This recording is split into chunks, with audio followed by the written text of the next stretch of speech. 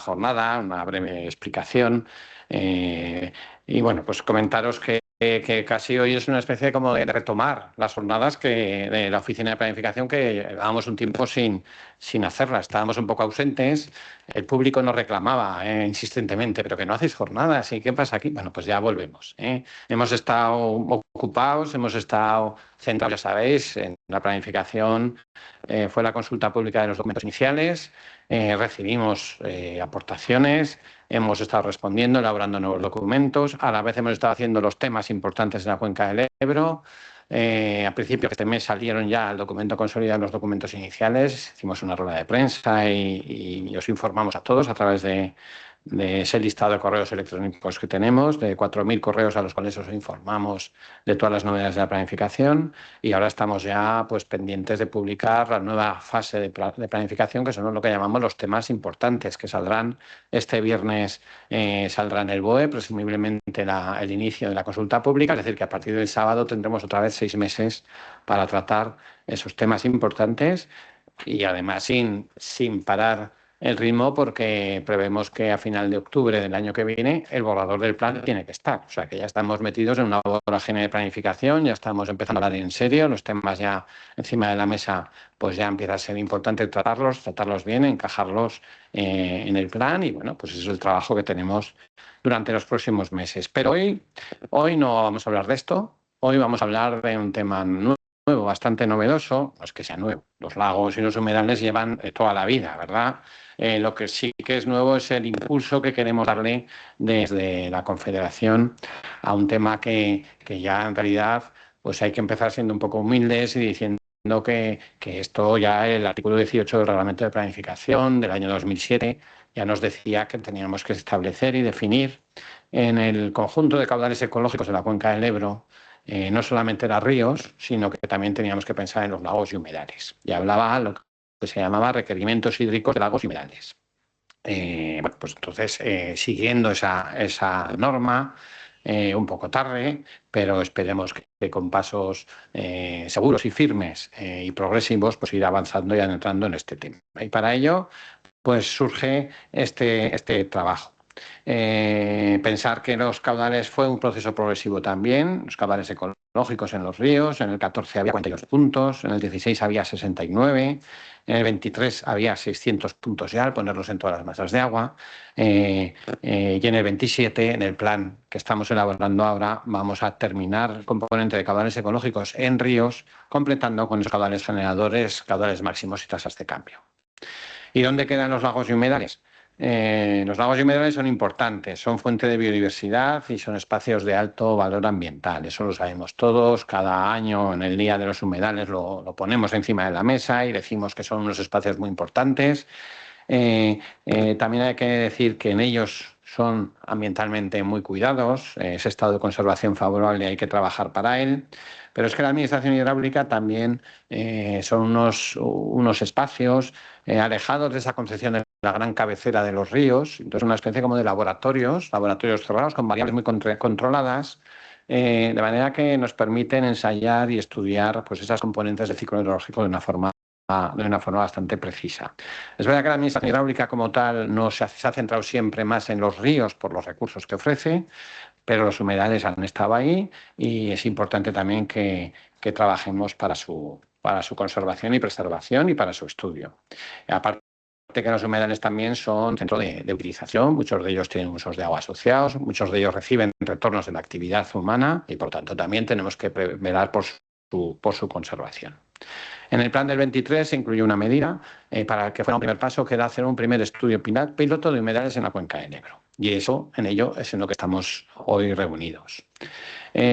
¿Por cuál empezar? Pues estuvimos dándole vueltas y al final decidimos empezar por sitios que estuvieran muy poco afectados, con poca presión, para tener un trabajo tranquilo, sereno, libre y establecer metodologías y para definir cómo queríamos trabajar para definir esos requerimientos hídricos. Y nos fuimos a 2 lagos que son reservas naturales lacustres, recién definidas en el plan de 23, para estar en sitios por lo más pristinos y puros posibles. Técnicamente complicado, porque los accesos los seguimientos son complicados, el acceso siempre es delicado, pero bueno, ahí están trabajando. Y que tampoco tuvieran un exceso de información, tuvieran información bastante básica, para también poner a prueba, digamos, esas metodologías que tienen que tener un carácter general. Y al final, pues el objetivo es establecer los criterios para aproximarnos a este concepto de los requerimientos hídricos de lagos y humedales, y a partir del estudio del conocimiento hidrológico, pero también con conocimiento ambiental, ecológico, y luego ser capaces de integrar esos dos campos de conocimiento para establecer esos objetivos hidrológicos en función siempre de esos valores ambientales a preservar. Esta es un poco la línea en la que queremos avanzar. No sabemos dónde llegaremos, pero que el objetivo no sea tener un volumen en sí mismo, sino un volumen mínimo, un volumen garantizado, unas determinadas tasas de variación de nivel o lo que sea. Tampoco sabemos el qué, no tenemos que ver, pero sino que el objetivo sea pues con una conservación concreta de algo que interesa preservar. Bueno, en ello estamos. Hoy vamos a compartiros el punto donde estamos en este momento y, por supuesto, pues encantados de recibir vuestras aportaciones y todos los que nos queráis ir aportando durante el desarrollo de la presentación, luego en las preguntas y luego, bueno, pues posteriormente estamos siempre abiertos a vuestros comentarios. Muchas gracias por querer acompañarnos en este camino y bueno, yo ahora ya pues doy paso al siguiente ponente, que es el director del trabajo, que es Sergio Zurdo, que se pone aquí para hacer la presentación mejor.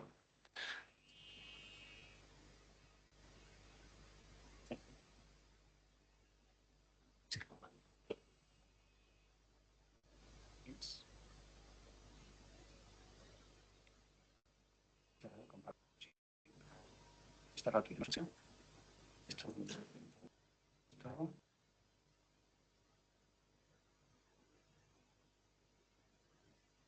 ver si coge.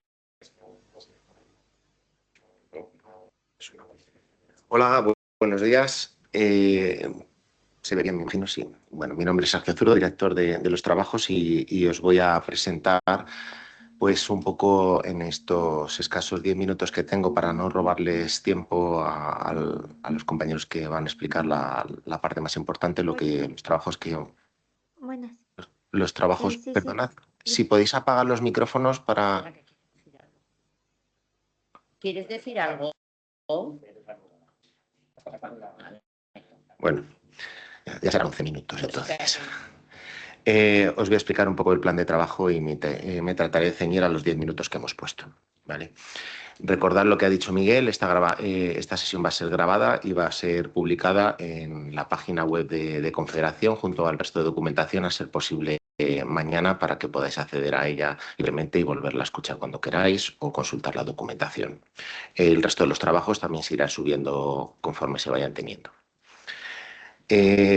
Brevemente, pues eso, volver a recordar que la instrucción de planificación, la normativa, dentro del apartado de caudales ecológicos, por lo tanto, dentro de los caudales ecológicos, establece que los lagos, las zonas húmedas, hay que determinar unos requerimientos hídricos. En concreto, las masas de agua lagos o zonas de transición tipo lagunar. Como ya sabemos, esa importante diversidad que tienen, los procesos ecológicos, el objetivo desde la Directiva Marco es alcanzar el buen estado o potencial ecológico. Para ello, pone muchas cosas, pero por destacar, debemos considerar una serie de elementos, por ejemplo, las variaciones estacionales o interanuales de la lámina encharcada, de la superficie, de la profundidad, también esas variaciones estacionales o interanuales, por ejemplo, en la composición química del agua, o considerar el funcionamiento hidrológico y hacer un balance hídrico de esas masas de agua, lagos o humedales, los aportes, las pérdidas que tienen, y tener en cuenta pues, las comunidades, la composición y estructura de las comunidades biológicas que alberga los hábitats y las especies. Estamos involucrados, como también ha dicho Miguel Ángel, en el proceso de planificación, de elaboración de la propuesta de plan de cuarto ciclo. Y probablemente antes de que acabe este mes, en noviembre, a finales que estamos acabando, se sacará el esquema provisional de temas importantes del cuarto ciclo. Aquí nos queremos remitir a lo que se dijo en ese esquema de temas importantes de tercer ciclo para elaborar el plan vigente. Había un apartado concreto unas fichas en la cual se trataba de avanzar en el proceso de implantación del régimen de caudales ecológicos. Había varias medidas, una de ellas era la mejor definición de las otras componentes del régimen de caudales ecológicos, es decir, los caudales ecológicos máximos, generadores y tasas de cambio. Eso ya tuvo su asistencia técnica y con una propuesta final de caudales que está ya recogida en los trabajos para la elaboración del plan. Pero un poquito desapercibido aparecía que se proponía empezar a trabajar progresivamente con la caracterización de los recursos hídricos de lagos y humedales mediante estudios piloto. Todo en coherencia con la estrategia de Confederación Europea Sostenible, que trata de integrar las necesidades hídricas de la sociedad con el buen estado ecológico de las masas de agua a través de 7 ejes. En el objetivo 4, pues es el que creo que mejor recoge, que es implantar regímenes de caudales ecológicos para garantizar la supervivencia de los ecosistemas. En definitiva, Confederación tuvo un compromiso para los trabajos de elaboración del cuarto ciclo. Y esto se ha traducido en una asistencia técnica, ¿vale? Que la sacamos, la empresa adjudicataria fue IDOM, que nos está ayudando. Los trabajos, el contrato se firmó en abril, los trabajos empezaron en mayo y tenemos una duración presupuestada de 16 meses para la realización de los mismos. Entonces, la finalización de los trabajos será en septiembre del 2026. El objeto, pues, es el que ya os he comentado, pero se define que va a ser esa realización de estudios para caracterizar y valorar los requerimientos en 2 masas de agua. Conforme los criterios que ha dicho Miguel, pues masas de agua que no fueran conflictivas para poner una metodología inicialmente en marcha. Se consideraron pues 2 reservas naturales lacustres que tienen otras muchas figuras de protección, como hemos visto, y que estuvieran repartidas, o sea, bueno, que tuvieran poca presión, buen estado ecológico y que estuvieran pues en diferentes puntos de la cuenca. Tener en cuenta pues eso, la distribución territorial. Seleccionaron, como ya sabéis, el Estany Negre de Boí y la laguna de Urbión. ¿Cuáles son los trabajos a realizar? Pues el primero es una recopilación metodológica que luego pasaremos a explicarla con más detalle.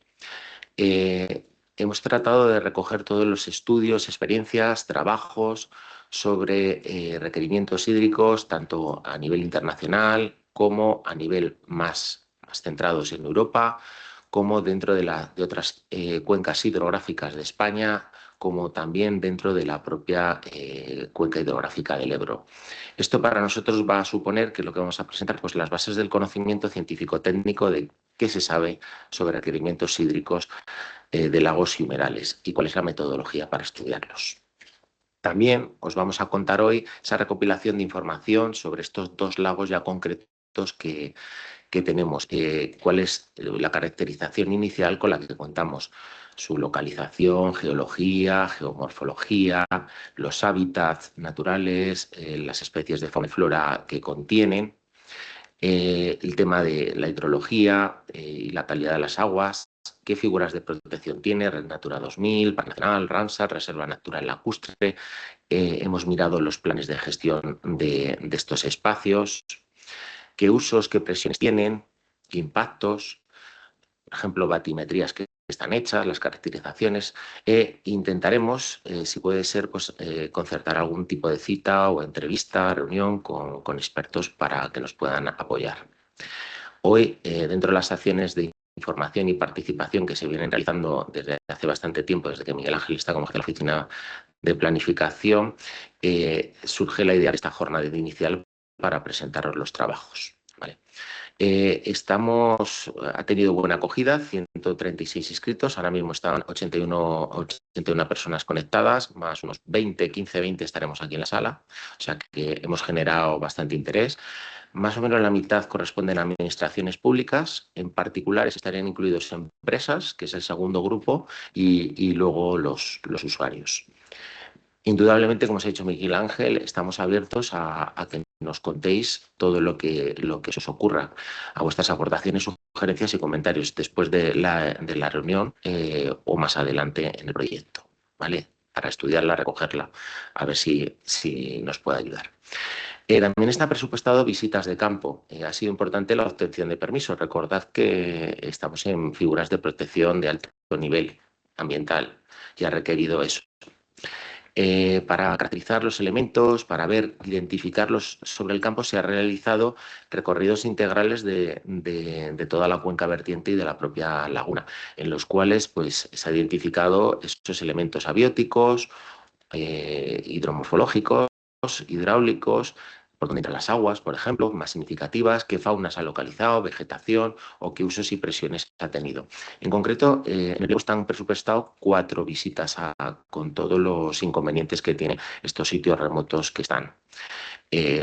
4 para intentar ver en cada una de las estaciones del año y poder identificar los cambios que ocurren. Además, se tomarán en cada una de las visitas 3 muestras de agua con análisis in situ de parámetros de fácil determinación analítica, temperatura, pH, conductividad, turbidez y fitoplancton. Además, se tomarán 3 muestras de agua en diferentes puntos de la laguna o entradas de agua o salidas de agua de las lagunas para realizar análisis en laboratorio un poco más complejos, pues todo la batería de aniones, cationes, fosfatos, nitratos, etcétera. Toda esa... Voy mal, por ir lento, vamos a correr. Descripción, toda esa información de los 3 puntos de la recopilación de información, de las visitas de campo, más los resultados analíticos, se agruparán en unas fichas en las cuales se dará la información más relevante, dando importancia a los valores naturales, como ha dicho Miguel. También vamos a usar la teledetección, las imágenes disponibles para analizar pues, un seguimiento de la evolución que va a tener pues, el régimen de inundación de las lagunas en las diferentes imágenes a través de índices. Voy un poco más rápido para no consumir tiempo.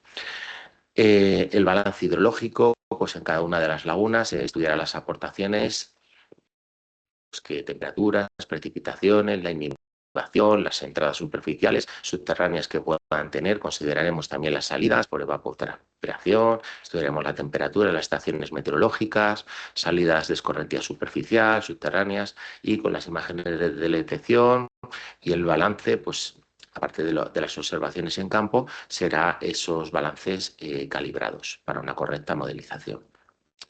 Una parte que vamos a intentar jugar con ella, pues es a ver si lo conseguimos, como ha dicho Miguel, es la integración de esos elementos hidrológicos con los ambientales. Una vez que sepamos unos datos, pues a ver si podemos sacar algunas conclusiones sobre, por ejemplo, la calidad de las aguas, alguna especie protegida, hábitat de interés, objetivos de conservación para poderlo respaldar. Volveremos a tener otra jornada, pero ya en este caso no de presentación inicial, sino de los resultados que hayamos de esa propuesta que tengamos. Esperemos que sea pues, alrededor de septiembre del año 26, en la cual los volveremos a convocar con correos electrónicos, con comunicaciones, notas de prensa, ¿vale? Y también estaremos abiertos a vuestras aportaciones, sugerencias a los resultados que tengamos. Con ello redactaremos una memoria, dos resúmenes, uno divulgativo y uno ejecutivo, y serán puestos a disposición de vosotros también en la página web, por ejemplo. Esa propuesta final se incorporará en el proyecto, en la propuesta de proyecto para plan hidrológico, que también ya se someterá a las consultas, a la participación reglada que está establecida en el plan hidrológico para que seguís aportando. Y con esto, nada más, daros las gracias y pasar la palabra a los compañeros, a Óscar, a Manuel y a John, para que os cuenten la siguiente parte. Muchas gracias. Gracias, Sergio. Venga, pues cambio de presentación.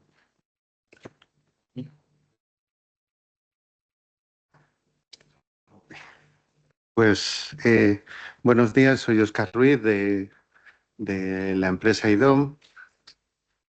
Me voy a permitir un minuto para contaros quién es IDOM, para el que no le conozca. Es una empresa española, llevamos ya 68 años de historia y somos aproximadamente 5.000 entre España y el mundo mundial, como diría aquel, de los cuales aproximadamente 1.000 somos socios. IDOM tiene una característica, que su único propietario son empleados de la empresa y no hay ningún propietario de la empresa que no sea empleado. Entonces, es es una asociación de profesionales, no es una cooperativa, pero tiene esa característica que el dueño está dentro de la empresa, que somos los trabajadores.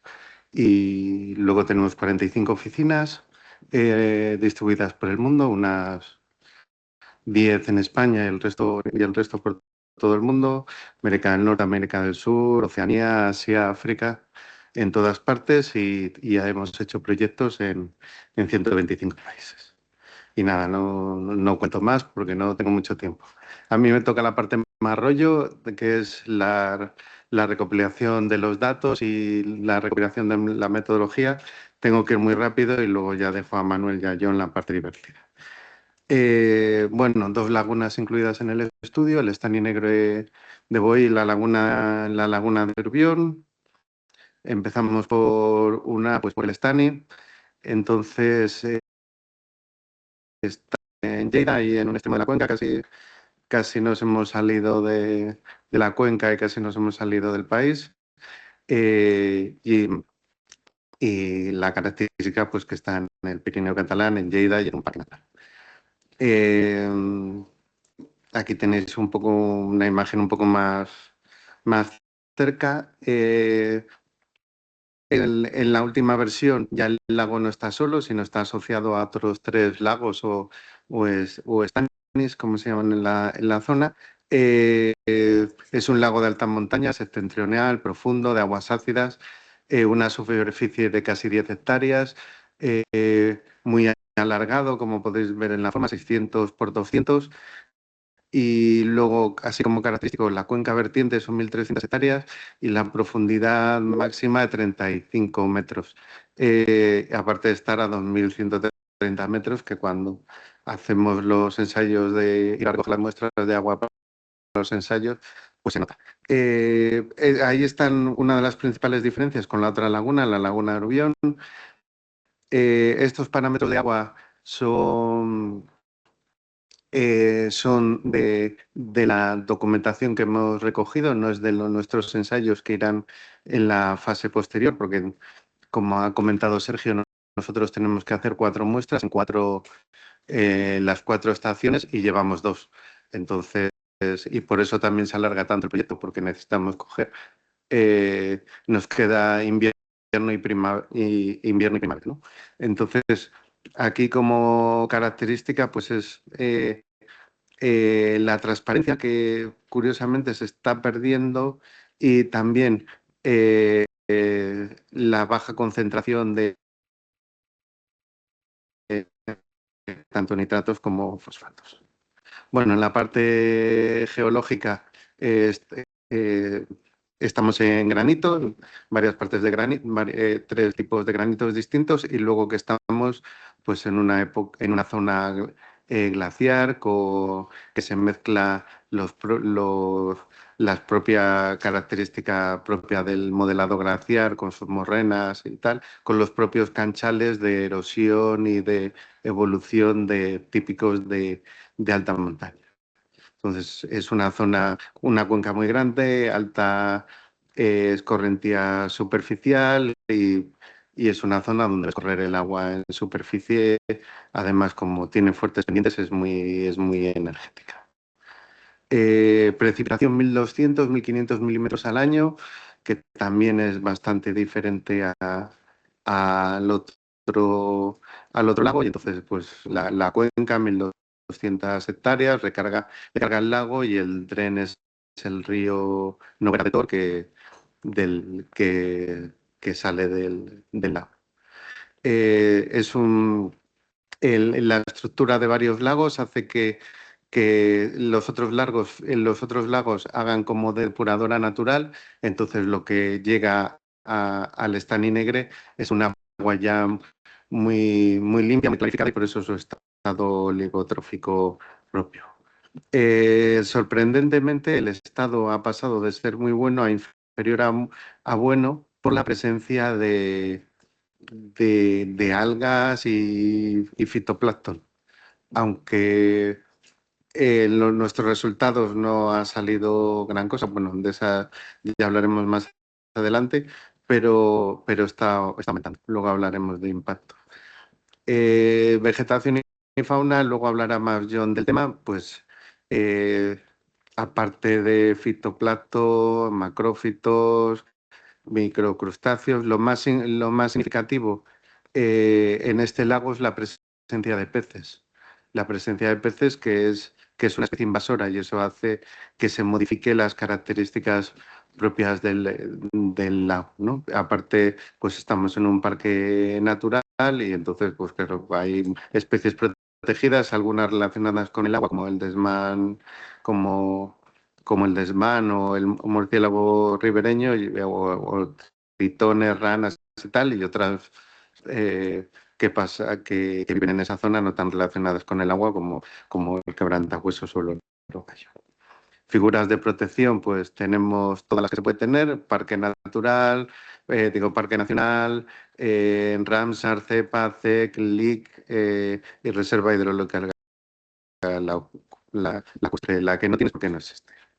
Y además eso, estar en Ramsar siendo un humedal que están sobrepresentados, pues es un punto muy positivo y demuestra su importancia igual que la laguna. Presiones e impactos. El parque en general tiene la sensación de que tiene bastante gente y es algo que os podemos confirmar con las visitas. Hay mucha gente, hay gente. Vas un día de diario por la mañana en octubre y hay gente, y por el camino hay gente. Luego también hay un refugio cercano y lo que hemos observado que el refugio tira el agua con unas tuberías, pero el agua salta. No sé si tendrá depuradora o no, pero se ve el agua correr, o sea que eso puede haber una infiltración. Una infiltración que acabe de llegar al lago. Aprovechamientos hidroeléctricos, como está justo encima del primer aprovechamiento hidroeléctrico. De eso se libra. Lo que no se libra es la presencia de ganado. Estando nosotros por allí, hemos visto vacas en el río, en el río pegadas al lago. Entonces, pues en un lago que su característica es que no tiene prácticamente nutrientes, el que haya ganado alrededor puede aumentar mucho el número de nutrientes teniendo en cuenta que no tiene nada, ¿no? O prácticamente nada. Las especies invasoras que ya he comentado y luego la contaminación atmosférica y el cambio climático, en que no se escapa nada. Aquí lo que puede afectar es al régimen nival y modificar la recarga. Sobre planes de gestión, tiene 2 planes de gestión, el plan rector de uso y gestión del parque y el asociado a la Red Natura 2000 y además tiene pues, un plan de gestión de uso público y de prevención de incendios. Perdonar que vaya tan rápido, pero voy muy justo, quiero contar muchas cosas y luego, como además os compartimos el informe, tenéis todo. Laguna de Urbión. La Laguna de Urbión está en La Rioja por los pelos, porque estás ahí igual que la otra, al borde de la región, de la cuenca y de hecho el acceso no se hace por la cuenca del Ebro, sino que nos pasamos al Duero. Y el nacimiento del Duero, y una de las razones características de esta laguna es que tiene muy poca cuenca y además que pegado ahí está el nacimiento del Duero, que por eso una de las razones por la que el aporte de esta cuenca es principalmente de agua superficial, porque el Duero y otros valles drenarían toda la parte de recarga más del freático, pues la recarga del freático es muy pequeñita porque los valles de alrededor se lo roban, ¿no? Superficie 2,3 hectáreas frente a las 10 del otro lago. Profundidad máxima 6 metros frente a los casi 40 del otro. La cota es parecida, estamos sobre 2.000 metros y luego la cuenca vertiente en el otro lado estamos hablando de 1.200 hectáreas y ahora estamos hablando de apenas 26, ¿no? Eso es un cambio muy significativo. Los parámetros del agua muy similares, todo muy bajo, pero se empieza en esta laguna, mientras que el Estany Negre, como su propio nombre indica, es así muy oscuro, negro, también en parte causado por su profundidad y por la verticalidad de las paredes. En la laguna de Urbión lo que se aprecia ese color verdoso que que no se aprecia en el otro lado. En la parte geológica, tenemos dos partes, los areniscas y conglomerados del grupo Urbión y los del grupo Oncala. En la foto se aprecia perfectamente cómo los dos materiales distintos, porque se asoma el crestón del conglomerado claramente frente al otro material en el que está la laguna, que también es una laguna glaciar. Hidrología, mientras estamos 1.200, 1.500 milímetros en el Estani, aquí estamos en 900, 1.000 milímetros al año, y además de eso tenemos una cuenca muy pequeña, tenemos un drenaje alrededor que se nos va a llevar al freático, estamos prácticamente arriba, está apenas a 200 metros del pico de Urbión en cota, o sea que la recarga es muy pequeña y prácticamente la aportación anual es más o menos el volumen de la balsa, así que en un año se cambia el agua. Mientras que en el Estani hay energía, hay agua, hay entradas y hay salidas, pues en esta laguna pues hay una pequeñita entrada en alguna época del año y la salida pues en nuestra última visita estaba seca. Respecto al estado ecológico, también ha pasado de bueno a inferior a bueno en los últimos años por la presencia de fitoplancton.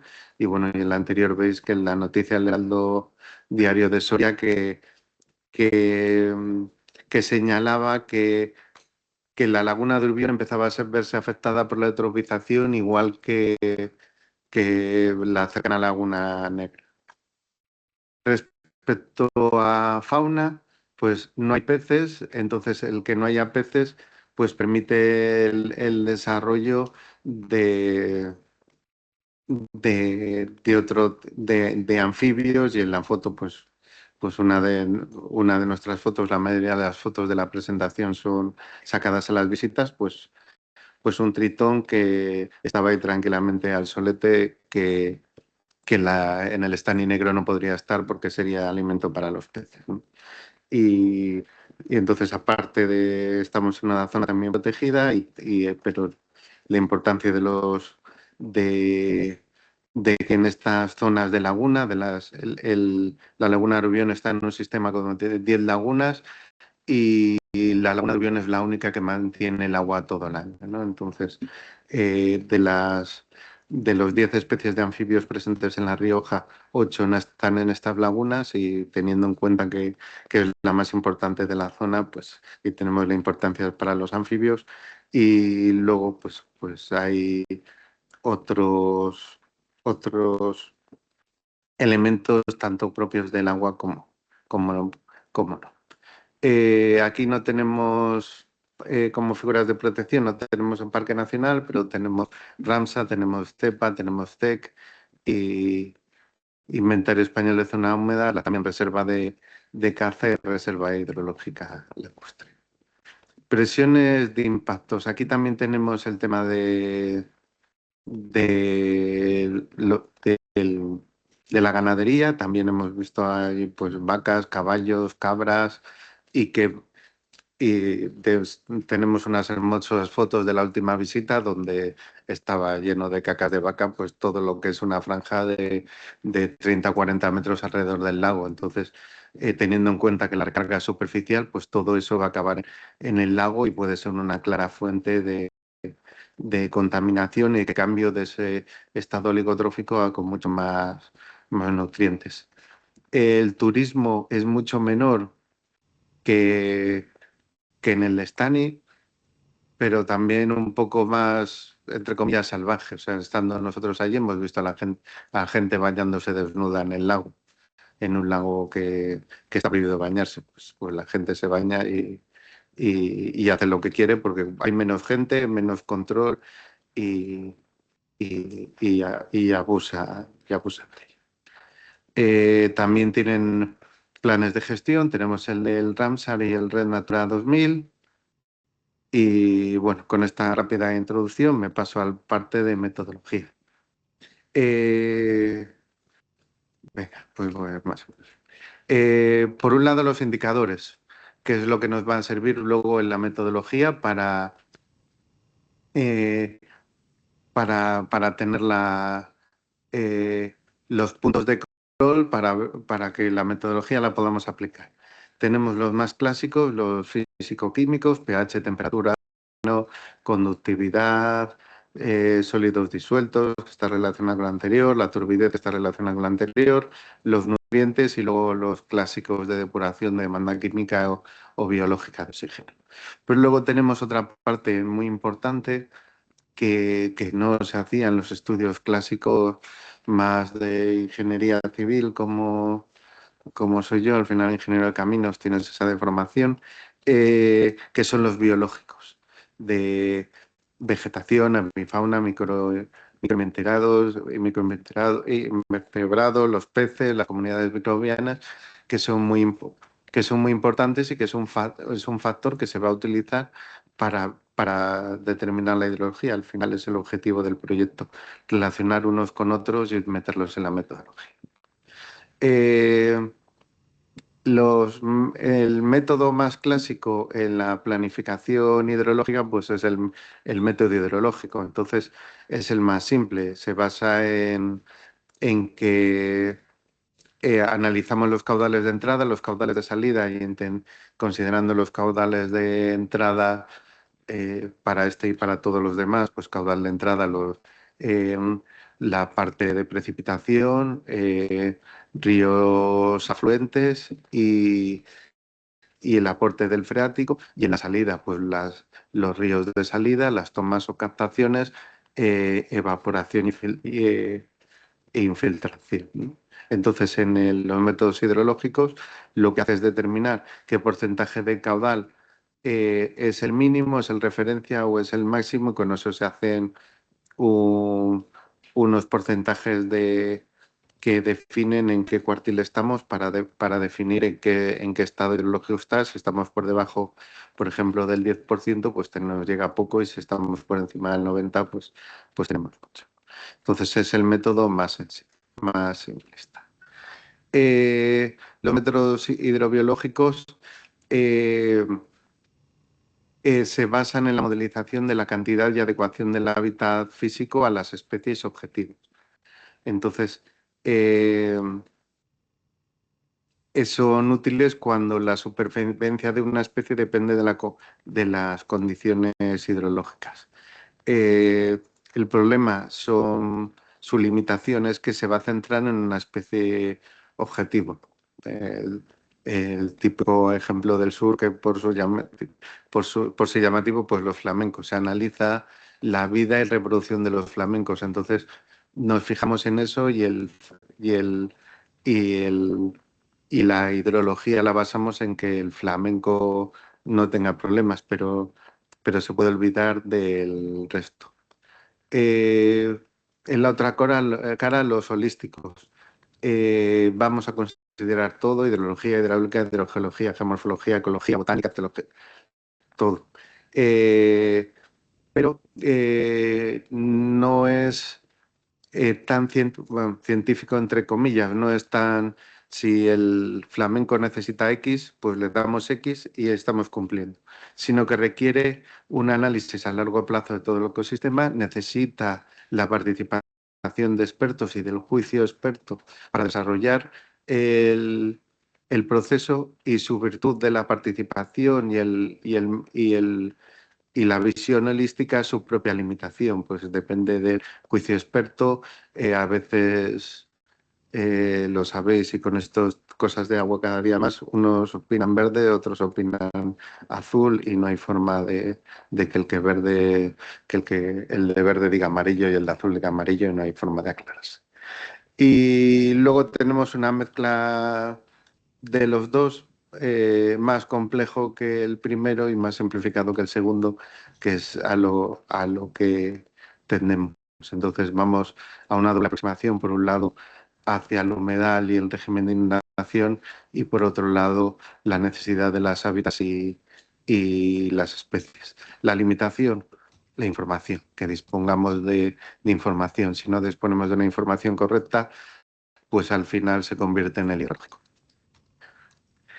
Ejemplos de actuación hay muchos. El problema que nos hemos encontrado al analizar las actuaciones internacionales es que se centraban mucho más en las medidas tomadas que en la metodología para llegar a esas medidas. Entonces, tenemos mucha información de que si se han vallado los lagos para que no se acerquen los animales, o se ha hecho una zona de protección que, que funcionara como una depuradora de matrofitas, o biofiltraciones, barreras para sedimentos. De eso hay mucha información, pero menos acerca de la metodología, ¿no? Entonces, pues internacionales, europeos, y luego ya pues me he centrado un poco más en la presentación en España, en otras confederaciones hidrográficas. El orden, la verdad, que no tienen un orden preciso, sino que van siguiendo según íbamos localizando la información y la íbamos metiendo. No busquéis una complejidad en el orden. En el Duero se ha utilizado teledetección, como ya se ha comentado. Para la teledetección es información que ya podríamos decir hasta histórica, que nos permite localizar las modificaciones del humedal a lo largo del tiempo. El, el problema que tenemos en las lagunas de este proyecto es que son muy pequeñas para el tamaño de píxel para el tamaño de píxel del satélite. Entonces, en el Duero han utilizado esa teledetección sumado a un informe de identificación y caracterización de las aguas subterráneas con los cursos fluviales que les daba la parte hidrológica. En el Guadalquivir hay unos trabajos realizados de teledetección también, y señalan la superficie de inundación marcando las zonas de protección de las lagunas. En el Júcar han usado un software para definir las aportaciones subterráneas de los 22 lagos y zonas húmedas que han considerado, y luego hay un plan especial específico de la albufera de Valencia, por supuesto por su importancia dentro de la cuenca. Entonces que el trabajo es mucho más detallado, y se han analizado aportaciones, derivaciones, los riegos, la contaminación de las depuradoras, los sistemas urbanos. Se encuentra todo monitorizado desde 2006, y también tiene pues unos objetivos que hay que cumplir, y un plan de medidas para lograr que la albufera se comporte adecuadamente. En el Tajo no hemos encontrado información de la metodología, probablemente deberíamos haberlo preguntado directamente, pero bueno, ya hay un análisis, y lo que hace referencia es que la fuente es del Land Monitoring Service del Copérnico, que obviamente es teledetección. El Cantábrico sí que define un poco más la metodología en el plan hidrológico del Cantábrico Occidental, que ya sabéis que el Cantábrico tiene como dos planes, oriental y occidental, y entonces sí que nos establece las fases que nos la selección de los lagos, caracterización del régimen hídrico, la modelización hidrológica, un establecimiento de la relación ecológica e hidrológica, y luego definir los aportes superficiales o subterráneos necesarios para mantener tanto las variables hidráulicas dentro de los mínimos y máximos, y luego un régimen estacional que se supone que con nuestro régimen estacional el comportamiento hidrológico se va a meter. La siguiente, Guadiana, que es el método viene más detallado, y aquí bueno, como los anteriores, esto de aquí es una simplificación tremenda. Define el tipo de humedal según la directiva marco, usa el SIMPA que muchos conoceréis para establecer los recursos hídricos, y ya obtiene hidroperiodos que con los percentiles 25 y 75 para separar secos, medios y húmedos, y luego hace la valoración de las necesidades ecológicas de forma con el texto a mayor alteración hidrológica, menor condición biológica. Entonces se validan con los estudios y se comprueba el modelo. Ya casi acabando, el CEDES tiene el manual para la determinación de las necesidades hídricas de los humedales, que el método es muy similar a lo que hemos comentado. Tenemos el análisis del medio bioecológico, aparte de la parte hidrológica. Y luego también, muy importante, la Agencia Catalana del Agua, la ACA, que tiene una metodología muy similar de hidrometeorológico, hidroquímico, hidrogeológico y también las necesidades biológicas. Zonas intracomunitarias pues también tienen sus estudios, y para no pasarme mucho del tiempo, pues le paso a Manuel, nuestro insigne hidrogeólogo, para que nos cuente en la parte del planteamiento de los modelos precipitación escorrentía o precipitación recarga. Si quieres, vete hablando tú. Gracias, Óscar. Buenos días, soy Manuel Arce. Estoy colaborando con IDOM en los aspectos de la modelización hidrológica de las lagunas, ¿no? Y bueno, aquí tenéis un diagrama, un pequeño esquema conceptual que me sirve para explicaros un poco cuáles son, clásico, para explicar cuáles son los componentes principales, pero antes quería incidir en dos cuestiones particulares que condicionan este análisis. Estamos hablando de lagos de alta montaña, ¿no? El primero es que no hay sensores en las cuencas de aportación, no hay pluviómetros, no hay estaciones de aforo, no hay piezómetros. Así que, bueno, pues tendremos que casi todos estos componentes los tendremos que estimar indirectamente, ¿no? Y claro, también derivado de esto, tampoco tenemos elementos de calibración. No hay estaciones de aforo con el que podamos al final contrastar las escorrentías que simulemos. No significa que, bueno, exactamente no es que no haya, es más complicado, ¿no? Hay elementos trabajos con imágenes de satélite que nos pueden ayudar entre comillas, porque las variaciones del espejo libre de las lagunas son relativamente pequeñas, tienen un sobradero, ¿verdad? Y hemos estado ahí, no hay grandes variaciones. Bueno, pues esto, y aparte esta calibración, en cierto modo, blanda con imágenes de satélite, pues cuando uno se maneja en estas circunstancias, pues lo que queda es analizar la incertidumbre, ¿no? de los elementos, ¿no? Con análisis de sensibilidad o algún otro proceso parecido. Como veis en la figura, en este esquema conceptual, ya os digo que todos esos componentes, todos los tendremos que modelizar de alguna forma, ¿no? Empezando por la precipitación, no tendremos que emplear estaciones meteorológicas que están relativamente cerca y relativamente a la misma cota, o no, ya veremos. Ya os explicaré. Los siguientes componentes que veis ahí es la evapotranspiración potencial. Esto se suele estimar directamente con balances energéticos como Penman-Monteith o con otros sistemas de caja negra como Thorwine y Hargreaves. Cada uno tiene sus condicionantes, ¿no? Para la evaporación directa de la laguna, pues probablemente estamos planteando la ecuación de Penman, ¿no? Que también es un balance energético con sus dificultades, porque aquí habrá que estimar las variables higroscópicas de humedad relativa, hay formas de hacerlo, y la velocidad del viento, hasta ahí eso no se puede extrapolar, habrá que buscar referencias, citas y, en su defecto, un análisis de incertidumbre, ¿no? Y luego todos los elementos de escorrentía. Tenemos que las lagunas se alimentan con escorrentías que vienen de las partes superiores, especialmente en el Stalinere. Tenemos escorrentías subterráneas. Aquí fijaros que he diferenciado en dos, porque esto, como os comentaré, tiene su relevancia, ¿no?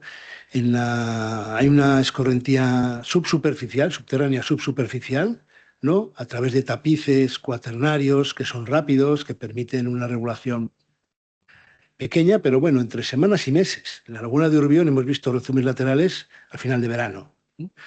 y luego una escorrentía subterránea profunda. Ninguna de las dos lagunas están sobre grandes acuíferos, pero esto no descarta que no tengan un aporte profundo y más inercial. Y luego esto tiene una escorrentía superficial. Las dos lagunas tienen un exutorio, el río Urbión, en el caso de la laguna en La Rioja, y el Grade de Tor, ¿verdad? Pasemos, Óscar. Os voy a hacer ahora una... Bueno, esto es un mapa de las estaciones meteorológicas más próximas que tenemos, ¿veis? En el caso del Stalinere, pues tenemos una que está, pues, casi a unos 3 o 4 kilómetros. Sí que está a cota, más o menos, a una cota similar. Hay otras más próximas, pero son históricas. Son históricas, con series más viejas y más irregulares. En el caso de la laguna de Urbión, a la derecha, en ese mapa está dentro de ese círculo, ¿eh? Tenemos lo mismo, ¿eh? Tenemos una cobertura de estaciones meteorológicas de AEMET, fundamentalmente.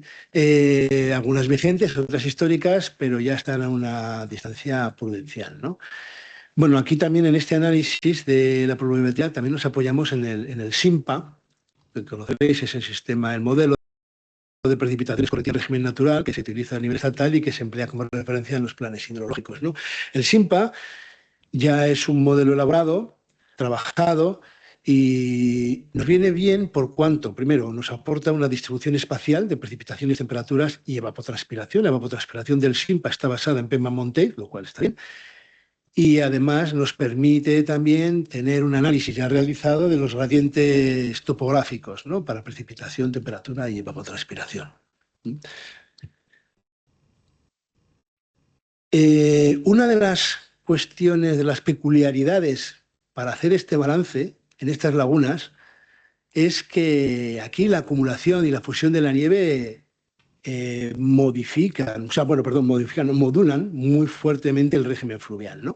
Para que os hagáis una idea, para hacernos una idea, aquí en estas dos gráficas están las isotermas de cero de los meses que tienen isoterma cero. Y si veis, en el Stalinegre, pues tenemos que entre estas isotermas están sacadas del SIMPA del último año que se ha actualizado el SIMPA, que es el 19-20. Pero ya sirven de ejemplo, ¿eh? En Stalinegre tenemos isotermas cero bailando en torno a la cuenca de aportación entre noviembre y marzo. 4 meses, las temperaturas están cero o por debajo, así que tenemos 4 meses de acumulación nival. Aquí probablemente estamos hablando de un régimen nivopluvial, ¿no? También en la laguna de Urbión está. Aquí solamente es enero el que tiene isoterma cero. Ya es relevante, probablemente estemos hablando de un régimen, luego lo iremos viendo cuando veamos los hidrogramas de un régimen pluvionival, ¿vale? Esto, claro, esto sí que en cierto modo es un desafío metodológico. Tenemos que trabajar con modelos que puedan tratar los procesos de acumulación y de fusión nival. Bueno, aquí un breve perfil, un breve vislumbre de qué tipo de modelos estamos trabajando. Como sabéis, os he contado, se trata de cuencas en las que hay pocos datos, así que hemos optado por emplear modelos que se llaman semidistribuidos, ¿no? Es decir, son modelos de una celda que se aplican a regiones que tengan una hidrología y una geología más o menos similar.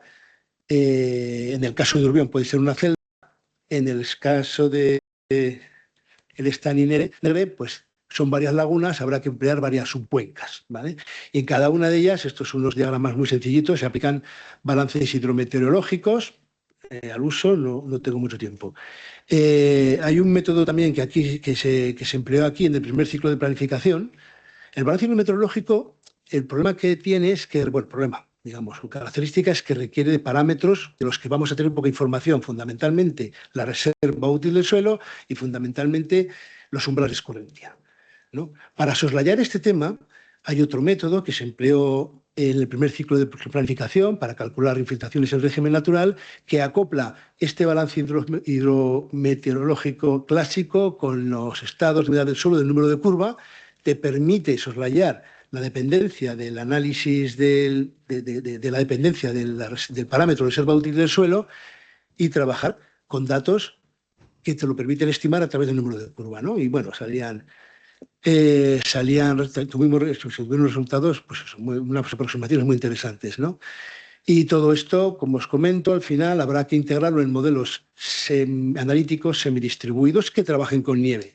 Estamos trabajando con dos opciones, HMS, todos lo conocéis, es un modelo americano que permite trabajar con nieve en eventos y en modo continuo, ¿no? Y tenemos otro muy interesante, el EVALID, que se desarrolló en la Politécnica de Valencia. La ventaja de este método, también incluye muchos módulos de simulación hidrológica, por tanto te permite contrastar. Podemos emplear el TEMEZ o el Sacramento o el que corresponda, ¿vale? y contrastar resultados. Y además incluye 2 módulos específicos para trabajar con nieve. Bueno, eso es otro método. Ponía esto un poco para entender la diferencia cuando aquí hablamos a veces entre modelos de precipitación escorrentía o modelos de precipitación recarga. Viene a ser lo mismo, la recarga es una escorrentía subterránea. La diferencia, y esto también es relevante para nuestro enfoque, en un modelo de precipitación escorrentía típico como el Sacramento tenemos como 14 parámetros, de los cuales no sabemos gran cosa, que hay que calibrar y que esos 14 parámetros están muy centrados en la escorrentía superficial.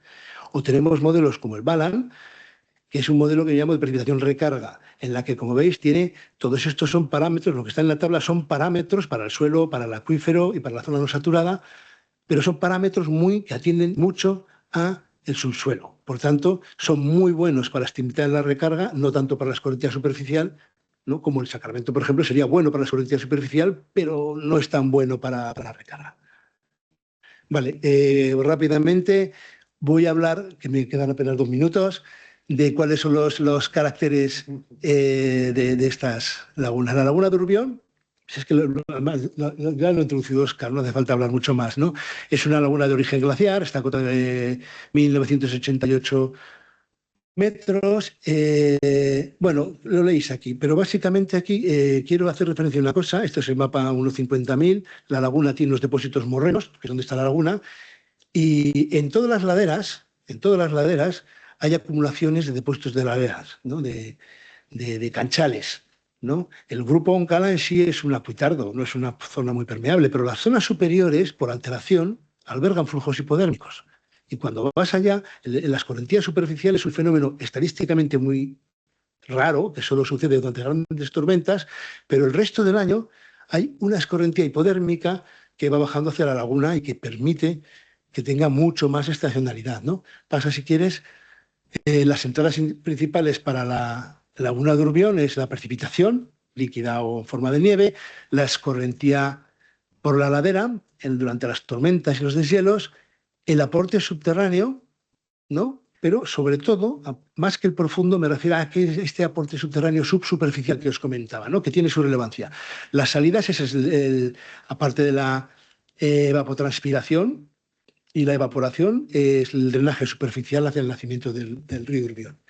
Para el Staninere, muy rápidamente, lo ha comentado Óscar, es una zona muy granítica, es el batolito de la Madaleta, una configuración geológica compleja, pero a efectos hidrológicos, aquí lo más relevante es que hay una notable superficie que está ocupada por depósitos de origen glaciar, morrenas, canchales, cordones de rocas, etc.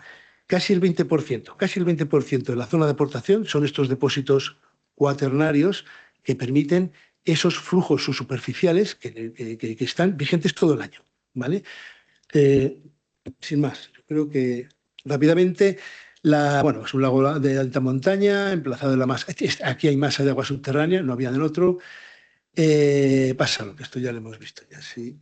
Entradas de estos lagos. Bueno, pues desde los lagos superiores y torrentes superiores, la precipitación líquida o en forma de nieve y las escorrentías directas, ¿no? Aportaciones subterráneas, tenemos la infiltración, o sea, la aportación de los depósitos cuaternarios, esta aportación rápida y constante, y luego, previsiblemente, el granito, aunque es una roca impermeable, la zona altamente fracturada, como ocurre aquí, sí que permite ciertos flujos, sí que habrá un flujo remanente y de largo periodo a la laguna. Y las salidas, pues aparte de la evapotranspiración, Lo mismo que el otro, el Stainere tiene un exutorio que es el río Tor. Yo creo que con esto he acabado de tiempo. Entiendo. Bueno, pues pasamos a John Larrinaga, que se conecta por Teams. John, enciende la cámara, enciende el micro Sí, y me avisas cuando te pase vale, muy bien. la- y cuando salga la advertencia de los 7 minutos ya te la digo. Vale, muy bien, muchas Cuando gracias, quieras. Oscar. Pues nada, yo seré breve. Esta última sección más de contexto, más técnica, viene a ser para la parte ecológico-biológica. Voy a expandir utilizando también un poco los propios resultados iniciales, ¿no? de las visitas de campo, lo que ya ha mencionado en gran parte Oscar en su introducción. Primeramente empiezo, pues como ya hemos venido haciendo con el Stany Negre de Boy. El propio Parque Nacional ya ha realizado una cartografía de los hábitats en base a sistemas de vegetación. Existen 13, de los cuales en las cercanías del Stany Negre hemos localizado, tal y como o hemos validado la cartografía, 4, ¿no? Que es la propia tasca alpina pirenaica, los pinares de pino negral de montaña, ¿no? Que ayudan a frenar la erosión del suelo y por lo tanto seguramente disminuyen el sedimento que aporta al lago y mejora su calidad del agua. Las turberas, especialmente hay una gran zona de turberas en la orilla norte del Estany Negre, y también los roquedos con vegetación casmofítica, fisurícola o espeluncícola, ¿no? Sí, pásame ya si quieres, Oscar. Entonces, pues representantes de estos hábitats que hemos podido ir viendo durante las visitas, esto solamente es un pequeño zoom de tantas especies que hemos llegado a ver, ¿no? Gentiana clunsi, Ayuga piramidalis, ¿no? Pues distintas especies vegetales asociadas a suelos con pocos nutrientes, condiciones extremas, como bien ha comentado como bien se ha comentado, pues son especies pues, que están adaptadas a extremos fríos, ¿no? Luego también tenemos especies ya más arborescentes o arbóreas, como el rododendro, el junípero, el pinus uncinata, ¿verdad? Y quisiera mencionar a las dos de abajo, que ya son especies más bioindicadoras, ¿no? Por un lado tenemos especies carnívoras como Pinguicola grandiflora, y también tenemos especies no solamente de flora, sino vamos a mencionar alguna como la rana temporaria, rana bermeja, todas asociadas a buena calidad del hábitat. Aparte de esto, también hemos tenido la oportunidad de ver cernícalos, bisbitas alpinas, en fin, coliolojos tizones y demás. Si quieres, Oscar, pasamos a la siguiente diapositiva. Esta es más para detallar el contexto de zooplanctónico y fitoplanctónico del Stany en base a pues, los distintos muestreos que ha hecho la Che a lo largo de distintos años. Vemos que el fitoplancton pues son condiciones oligotróficas, hay una concentración mayoritariamente de fitoplancton baja a lo largo de distintos periodos, desde julio a septiembre principalmente, aunque sí que se observa, parece una tendencia a que a principios del periodo estival haya crisoficias y diatomeas coloniales, y al final del periodo estival parece que también existe una codominancia entre estas, ¿no? y las cloroficias. Respecto rápidamente al zooplancton, ¿no? Existen microcrustáceos, 14 especies, y también macroinvertebrados. Se han llegado hasta identificar 24 taxones. En general, y salvo como comentaba Oscar, ese último periodo 2023, las condiciones de calidad ecológica y del agua son buenas, y a falta de que nosotros también analicemos o publiquemos nuestros resultados, parece ser también que no ha habido un gran cambio. Siguiente. Ya volviendo a la laguna o cambiando de laguna, ¿no? La Durbión es distinta en su naturaleza, como ya hemos explicado. No hay una cartografía de series de vegetación, pero sí que en los distintos cuerpos normativos se clasifica en los distintos hábitats de interés comunitario. Nosotros en nuestras visitas hemos encontrado el propio lago, ¿no? Aguas oligotróficas con contenido de minerales muy bajo, de llanuras arenosas, y también pues, ríos alpinos de vegetación herbácea, que como ya han comentado mis compañeros, pues según la época del año está activo o no está activo, ¿no? La salida, por ejemplo, la última visita no estaba activa. También aparte existen desprendimientos mediterráneos occidentales y termófilos y pendientes rocosas silíceas que todo pues tiene asociada vegetación, como si pasamos a la siguiente diapositiva, por favor, Óscar, pues eso, tiene asociada vegetación como hemos podido ver la viola, distintas silenes, pero también aquí me quedaría centrar más en el propio lago, ¿no? Ya que a diferencia del Estany Negre de Boy, en este caso sí que se observa una mayor diversidad, tanto vegetal, incluso de fauna, ¿no? Al no haber peces, hemos llegado a ver rara común, distintos tritones, distintos microinvertebrados y para mencionar, existe pues vegetación acuática, esparganios, isoetes, ranúnculos y demás, ¿no? Esto solamente es un pequeño zoom, repito, de todo lo que hemos ido viendo. Y siguiente, por favor, Óscar. Volviendo a la misma estructura de antes, pues el zoobentos litoral también es bastante diverso, ¿no? Se puede ver microcrustáceos, se pueden ver larvas de insecto, dependiendo de la época del año hemos incluso llegado a ver diferente material biológico que con los vientos se queda orillado en una de las partes del lago. El fitoplancton también, aquí existen diferentes crisofitos, diatomeas, dinoflagelados, pero sí que parece ser que al final del periodo, ya también se indica aquí en esta tabla que parece estar ocurriendo algo, aparecen los faetomniofíceos, ¿no? Que ya podrían estar indicando un cambio estructural, ¿no? En el ecosistema. Y es que me quería parar un poquito a reflexionar sobre esta última tabla. Si bien, como ya ha comentado Óscar, el estado ecológico nunca ha sido tan pristino como en el Estany Negre de Boy, ha sido moderado, bueno, en distintos años ya, y también estaba comentado en el Heraldo, ¿no?, de Soria, el último año hay una clara, digamos, explosión de densidad del fitoplancton, como podemos ver aquí, pasa de rondar sobre el millar a casi cientos de miles de células por mililitro, y nosotros esto lo hemos podido comprobar. En nuestra primera salida, que fue a inicios del verano, la laguna tenía un color claramente verdoso y denotaba una eutrofización, ¿no? Cosa que al disminuir las temperaturas en nuestra última visita ya en otoño parece que remitió.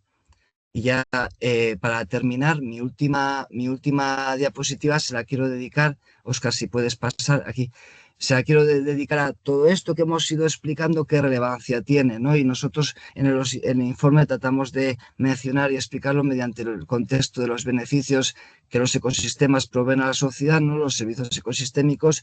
Siempre hay que tener en cuenta el valor de estos ecosistemas, ya que son únicos en su contexto, especialmente en nuestro país, pero también porque nos proveen de agua dulce, distintos recursos biológicos, también nos ayudan a filtrar y purificar el agua, ¿no? Ya comentaba Óscar anteriormente que al ser, por ejemplo, en Estany Negre, al ser el último de una serie de lagos, se va filtrando y convirtiendo más oligotrófica el agua, lo cual aumenta posiblemente su calidad, y el siguiente Estany en realidad es una presa y seguramente abaratará los costes de tratamiento, ¿no? Pero bueno, también existen otro tipo de servicios como los culturales, el valor recreativo. Se ve que hay gente que lo disfruta, y los servicios de soporte, ¿no?, tanto para ciclos bioquímicos y creación de hábitat.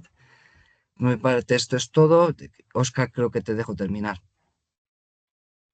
Sí, rápidamente, pues la metodología propuesta pues se basa en todo lo anterior y solo 2 slides para ver la estructura. Pues va a tener unos datos generales, unas características del humedal describiendo climatología, geología, geomorfología, topografía, batimetría, aprovechando que la tenemos, y fauna y flora.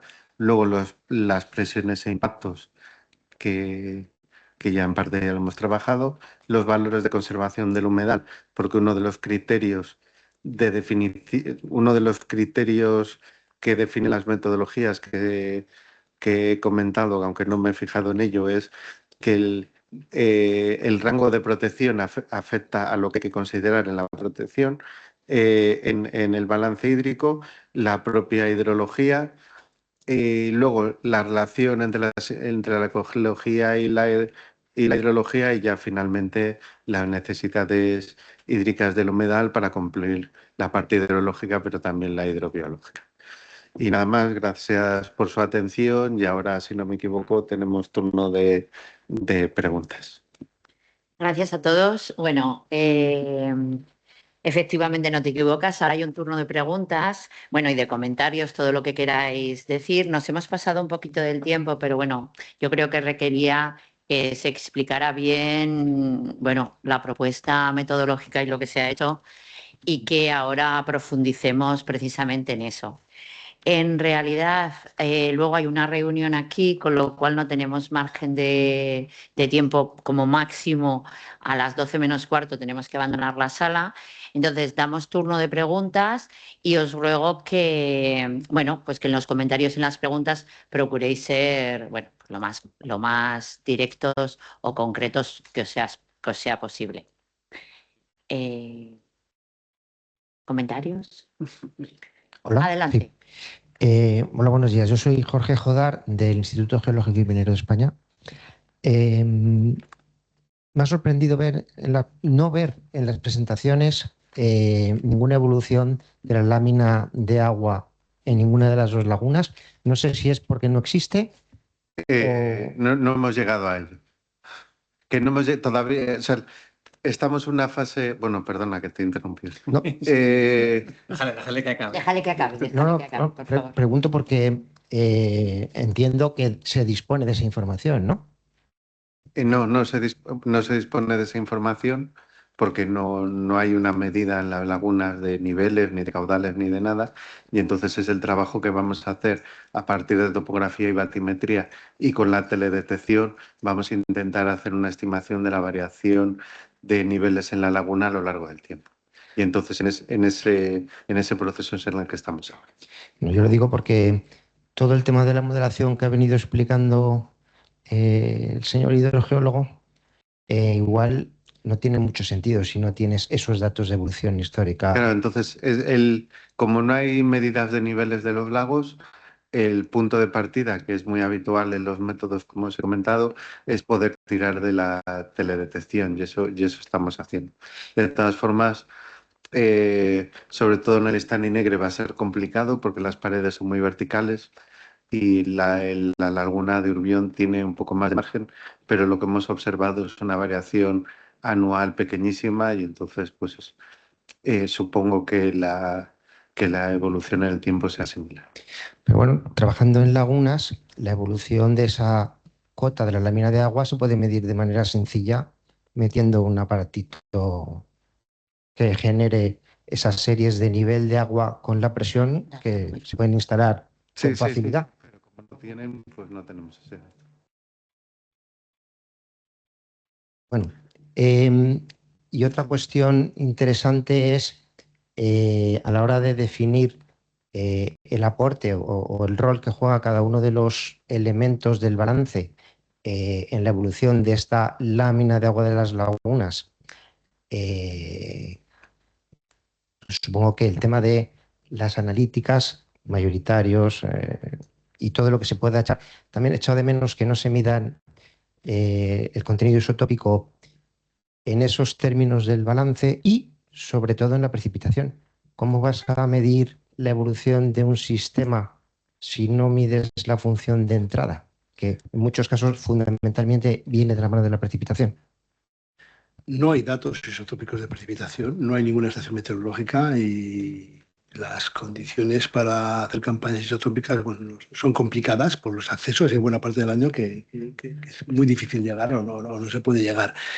No estaba previsto hacer análisis isotópicos por la complejidad que tiene, porque además requiere pues tomar todo el ciclo de la laguna, de los exutorios, de los manantiales y sobre todo de precipitación. Y no creo que tengamos opciones a tener datos isotópicos de la precipitación, porque esto no es una sola muestra. Requeriría tener una instalación al menos un año.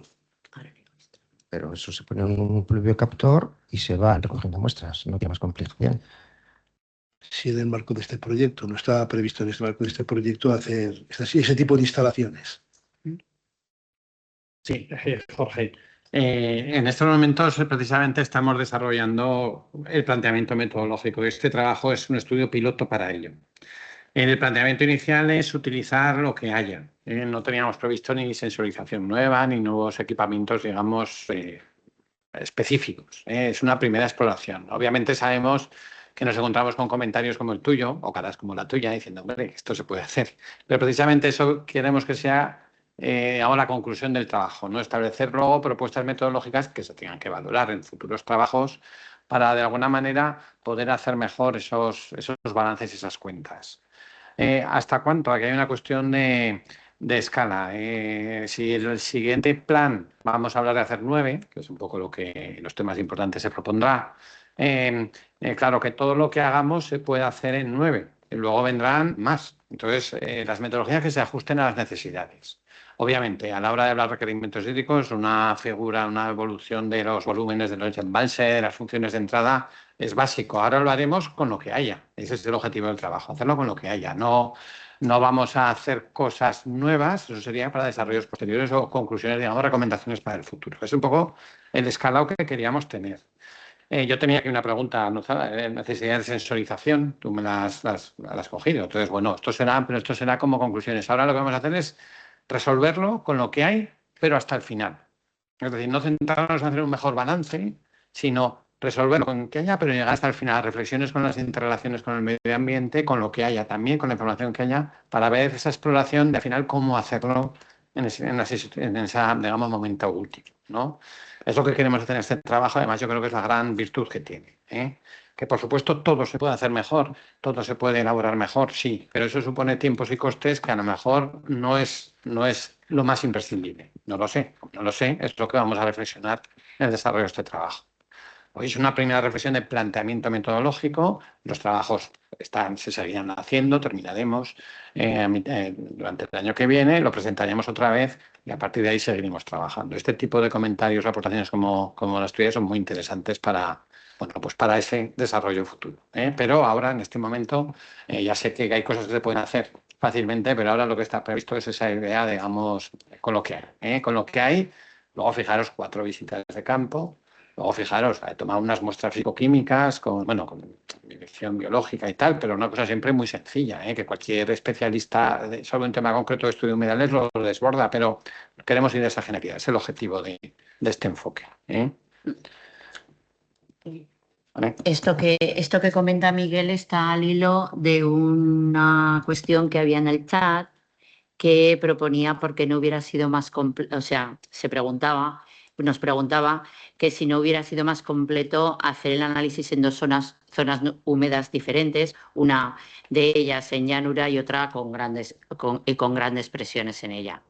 Entonces, bueno, pues esto ya lo ha... Si quieres, Pilar, ampliar tu comentario, perfecto. No te oímos. Si no respondemos. Bueno, y si no respondemos. Está. Si levantan la mano. Sí. No te oímos. Pilar, si quieres intervenir, libera tu micro y habla, ¿eh?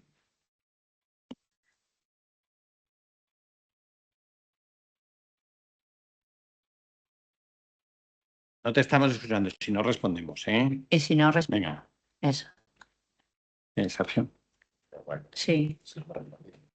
Bueno, Pilar, lo que te hemos comentado, creo que sí que te hemos respondido. Los criterios para la selección de estas 2 lagunas han sido, pues, uno, principalmente siempre la distribución territorial, no coger 2 zonas iguales de la cuenca. Y como es un primer inicio, un primer estudio, para no complicarnos, hemos elegido lagos, el Estany Negre y la Laguna Negra, que en principio tendrían una tendencia al buen estado y con la máxima figura de protección para no tener problemas. Serán principalmente los objetivos que planteamos a la hora de seleccionarlos.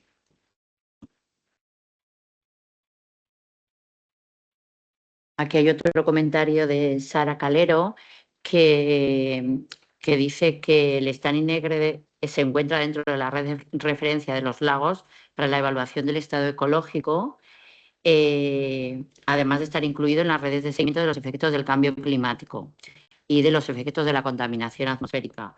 Nos pone, bueno, del Ministerio de Transición Ecológica, y nos pone el enlace a los visores. Interpreto que se ha tenido en cuenta o se va a tener en cuenta. Sí que hemos estado mirando, valorando mucha información con el Parque Natural. Tuvimos un primer contacto con los permisos de acceso, nos remitieron información y vamos, los estudios sí que tenemos claro que es una red de referencia para el cambio climático esa zona. Gracias. Más palabras en la sala. Sigo con el chat. Bueno, decir que lo que estoy comentando en el chat, que por supuesto los que lo habéis escrito, si queréis participar, simplemente liberáis vuestro micro y ya. Entonces, Agustín Monteoliva comenta que el hecho de que el estado ecológico de eutrofización de estas lagunas sea peor que el esperado, que si puede condicionar el planteamiento metodológico y las conclusiones que se puedan sacar del estudio piloto. No sé si quieres comentar algo más, Agustín, o si no, responde en la mesa. Responde. Bueno, en principio no, sí, además si es demasiado sencillo, lo mismo no nos permitía obtener las conclusiones metodológicas esperadas, ¿no? Entonces, que haya algo detectable y que se pueda comentar, pues nos ayudará a establecer la metodología que es el objetivo del proyecto, establecer la metodología.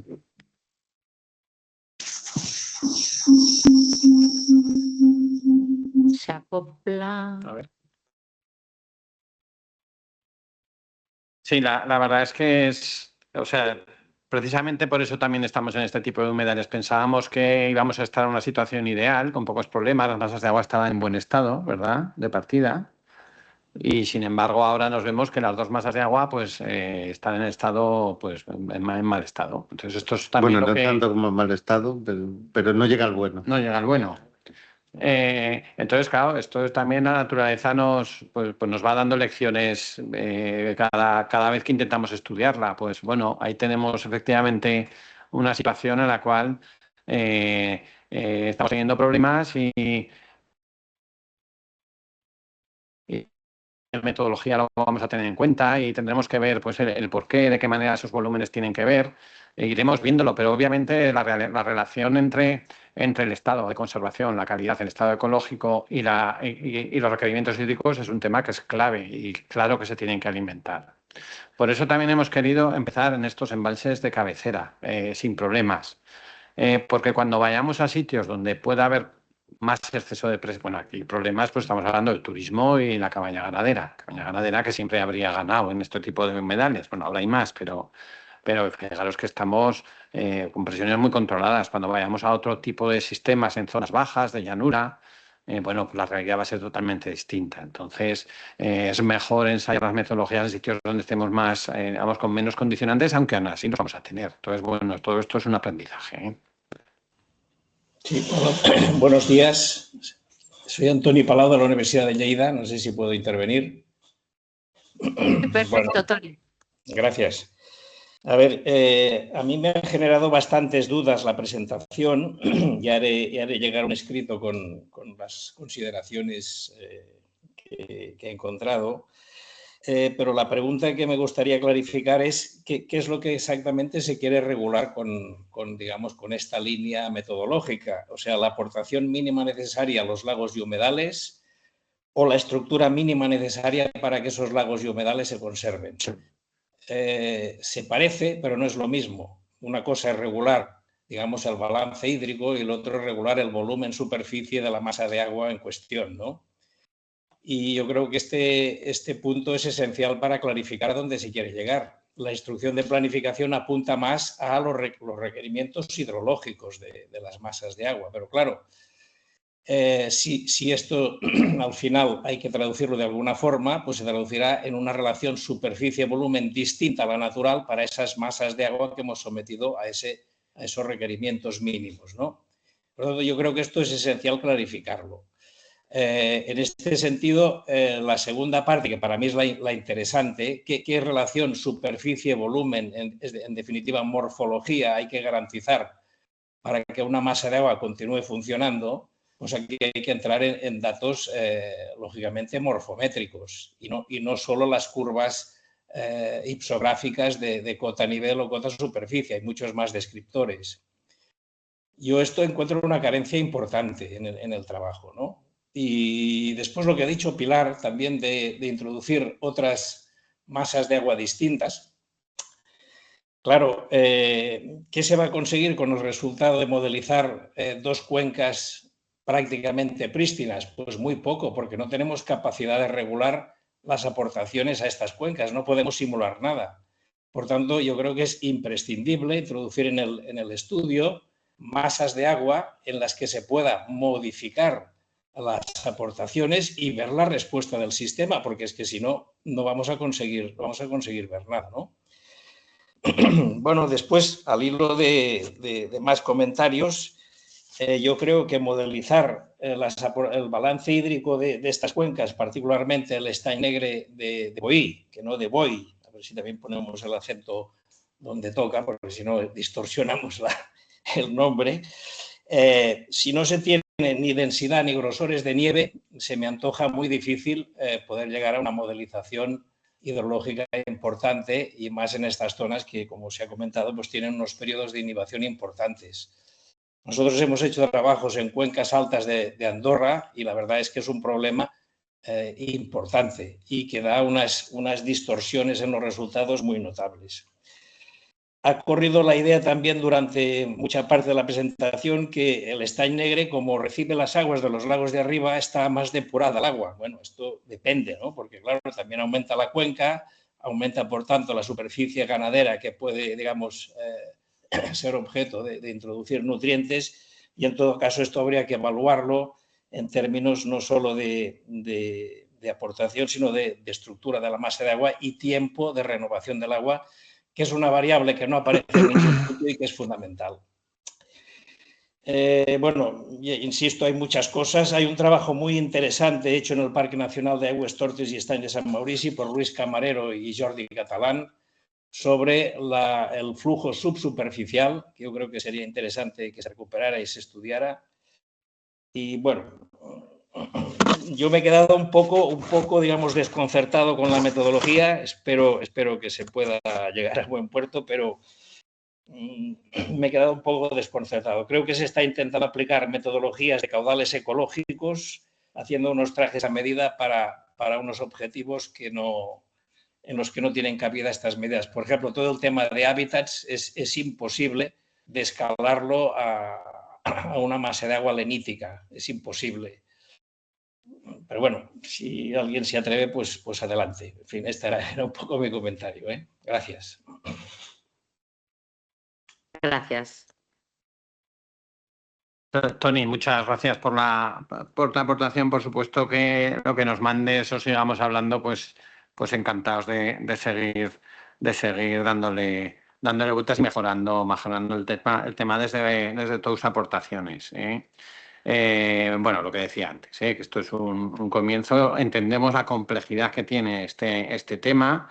Y luego al final, pues efectivamente la instrucción de planificación es la que nos dice un poco qué es lo que tenemos que terminar definiendo, ¿no? Que son, además, instrucción que en este momento se está revisando también en esta parte de lagos. Pero bueno, al final sí, hay que definir unos volúmenes mínimos, que son unas superficies mínimas, que obviamente todo eso hay que tenerlo en cuenta, y unas variaciones estacionales, y ese es el objetivo, digamos, que la instrucción nos pone encima de la mesa, ¿eh? Entonces, bueno, pues ahí tenemos que atender ese reto y iremos dando pasos. Consultaremos la información que nos dices. También desde Parque Nacional se nos está dando otras fuentes de información, que por supuesto recopilaremos todo ello y bueno. A ver si... ¿Alguna intervención más? Estamos en la hora, pero vamos, podríamos dar paso a alguna palabra más. Hola, buenos días, ¿se me oye? Sí, se te oye.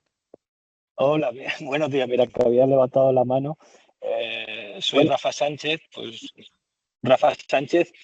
y bueno, pues solamente un comentario también, pues primero animaros por la complejidad que tienen estos sistemas, también por la poca información y por las pocas experiencias que hay, no solo a nivel nacional, sino también a nivel internacional con lagos de alta montaña, ¿no? Mi comentario va en relación a lo que yo creo que podría ser, no sé si en este trabajo, pero sí en futuros trabajos, una de las claves también para entender la función de la hidrología en los humedales de alta montaña, ¿no? Y es que en este tipo de humedales, digamos que tiene una gran trascendencia lo que es el régimen lumínico y cómo se organizan todas las comunidades en función de la profundidad. Y esa profundidad es la que a veces sí que se ve modificada por algunas intervenciones, que en este caso en régimen natural probablemente no. Muy importante la entrada de nutrientes, por supuesto, pero en otros casos del Pirineo, por ejemplo, con lagos que están afectados por las fluctuaciones de nivel por aprovechamiento hidroeléctrico, sí que eso tiene un impacto sobre las comunidades, sobre todo vegetales o fitoplanctónicas, toda la comunidad que hay dentro del propio lago, ¿no? Entonces yo creo que esto sí que hay algunos trabajos interesantes de referencia y estaría muy bien poder aproximarnos por aquí en cómo varía la importancia que tiene tanto la luz como las fluctuaciones de nivel en estas comunidades biológicas que en definitiva también pues, son de valor de conservación para el espacio. Otro comentario estaba relacionado con el tema del stand negre de Boí y la presencia de peces como especie introducida, ¿no? Yo creo que también es una variable importantísima a la hora de evaluar el estado ecológico, que se evalúa también por parámetros biológicos y el hecho de que existan peces pues tiene un impacto grandísimo sobre los anfibios, por ejemplo, ¿no? Entonces, sí que un elemento que también creo que debería formar parte de la evaluación del estado ecológico, si existen esos peces, todo el impacto que tiene, y probablemente eso llevaría a que no estaría en buen estado ecológico, o coincidiría también o reincidiría en que tiene un estado ecológico peor. Y otro comentario estaría relacionado con la carga ganadera, que probablemente sea una de las fuentes más importantes de nutrientes que entran en estas lagunas. Yo creo que sería muy importante también, si existen estos datos, pues conocer la evolución de la cabaña ganadera en estas zonas, ¿no? A ver, confirmar que realmente se está incrementando esta presión y si no se está incrementando esta presión, ¿cómo es que antes no estaba y ahora está? ¿No? ¿Cómo es que antes los resultados no demostraban este incremento de nutrientes en estos lagos oligotróficos? O como sí. Yo creo que esto también podría ser otra línea interesante pues, para aportar más información, ¿no? sobre la importancia que tiene la hidrología en esa conservación de la estructura y funcionamiento de ese ecosistema, ¿no? Yo al final creo que el tema de las necesidades hídricas pues depende mucho de la casuística, ¿no? A algunos humedales le faltan agua o hemos modificado el régimen hidrológico y eso ha producido un cambio en lo que sería su comunidad biológica y en su valor de conservación. Por aquí creo que es donde tienen que entrar la metodología, ¿no? Precisamente a analizar ese cambio hidrológico, cómo puede afectar a lo que serían esas comunidades biológicas características que le dan valor, ¿no?